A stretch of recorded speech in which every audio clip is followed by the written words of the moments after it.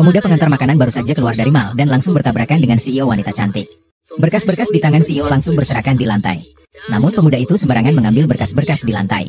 Ia hanya melirik sekilas. Ia menemukan celah yang sangat jelas dalam data perusahaan CEO.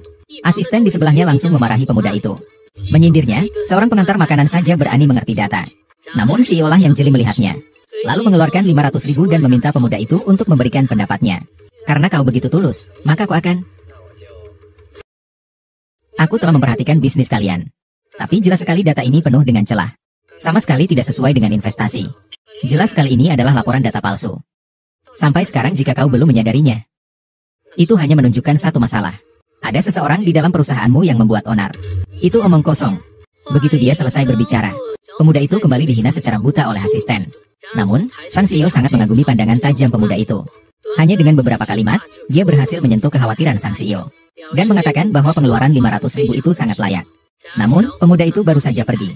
Asisten menerima telepon yang sangat buruk. Divisi baru MU Group tiba-tiba mengalami kebocoran data. Rugi terus-menerus. Semua pemegang saham sekarang bersembunyi di ruang pemakaman dan menuntut penjelasan dari Anda. Apa? Dia benar-benar. Semua fakta membuktikan dugaan pemuda itu. Presiden berpikir pemuda itu bukanlah orang biasa.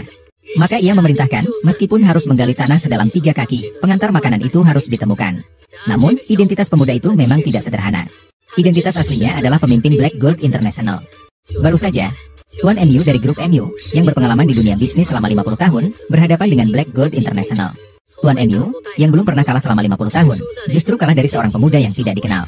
Oleh karena itu, Black Gold International langsung meningkat pesat. Meruntuhkan mitos 50 tahun tak terkalahkan Tuan MU. Namun pemuda itu selalu bersikap sangat rendah hati. Dia mengantar pesanan makanan untuk pelanggan. Ternyata yang diantar adalah sebuah vibrator. Dan yang akan menggunakannya adalah pacarnya sendiri. Anak orang kaya itu sedang membuat pacarnya bermain human ball. Pemuda itu maju menarik pacarnya dan memintanya untuk segera pergi. Namun, dia malah ditampar keras oleh pacarnya. Pemuda itu berkata, mereka membelikanmu ini pasti ada maksud terselubungnya. Pacar mengatakan bahwa anak orang kaya itu adalah direktur Black Gold International. Status dan kedudukannya sangat tinggi. Mana mungkin seperti kamu, seorang pengantar makanan? Pikiranmu yang terlalu kotor. Namun meskipun pacar telah menghinanya sampai seperti ini, pemuda itu belum menyadari jati dirinya yang sebenarnya. Segera berlutut mengeluarkan cincin dan melamar pacarnya. Anak orang kaya itu melihat cincin lamaran pemuda tersebut. Seketika itu juga sangat terkejut. Ternyata adalah bintang mutiara yang nilainya ratusan juta. Dia langsung mengatakan bahwa pemuda itu hanyalah seorang pengantar makanan. Bagaimana mungkin dia mampu mengantarkan barang mewah yang semahal itu? Pacarnya langsung menendang pemuda itu. Anak orang kaya itu kemudian menyuruh beberapa pengawal untuk memukuli pemuda itu. Saat itu juga, si wanita itu datang. Langsung menendang anak orang kaya itu. Saya ini direktur utama Black Chicken International. Kau perempuan sialan berani berkelahi denganku? Kau gila. Kau kira kau siapa? Hah? Berani menyentuh orangku? Coba kau pukul aku sekali lagi. Mau cari pemimpin geng, ya? Tidak mau mengaku kalah, mundur. Si anak orang kaya itu dihajar beberapa tamparan oleh CEO wanita sampai ia lari terburu-buru. Ia memungut cincin di lantai dan melihatnya. Pemuda itu ternyata mampu memberikan cincin semahal itu. Hal itu semakin membuktikan bahwa identitas pemuda itu memang tidak sederhana. Pemuda itu mengejek dirinya sendiri dengan mengatakan bahwa ia juga mengalami salah penilaian. CEO mengatakan bahwa ia hanyalah wanita yang tidak mengerti barang berharga saja. Tidak layak untuk disesali. Kemudian asistennya mengeluarkan sebuah kontrak 5 juta. Mempekerjakan pemuda itu sebagai konsultan. Namun, pemuda itu langsung merobek kontrak tersebut. Mengatakan bahwa 5 juta.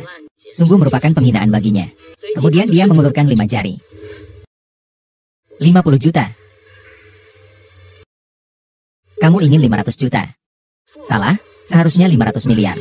Mendengarnya. Apakah kakakmu, MUU, tidak punya kemampuan? Kau mencari orang yang tidak berkualitas.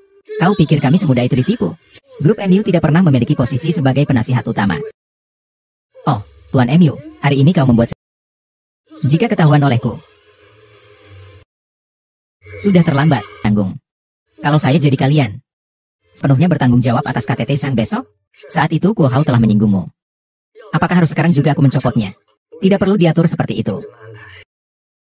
Mumpung ada kesempatan ini, aku akan melihat sendiri apa sebenarnya masalah di dalam internal kita. Sejak pertempuran emas hitam di puncak kota Shanghai, pihak Shangqing mungkin sudah menyadari. Aku akan memanfaatkan kesempatan memasuki makam untuk mengamati situasi secara keseluruhan. Kurasa masalah di makam tidak sesederhana itu. Yang Mulia berkata, orang-orang tua di Shangjing mungkin telah menemukan jejak Yang Mulia. Tidak, aku mungkin tidak tahu siapa dalang di balik ini. Ambisi mereka bukan hanya aku.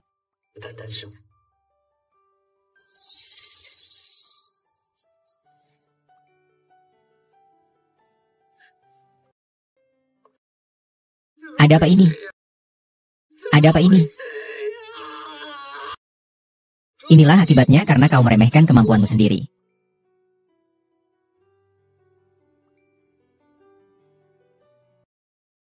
Mengapa?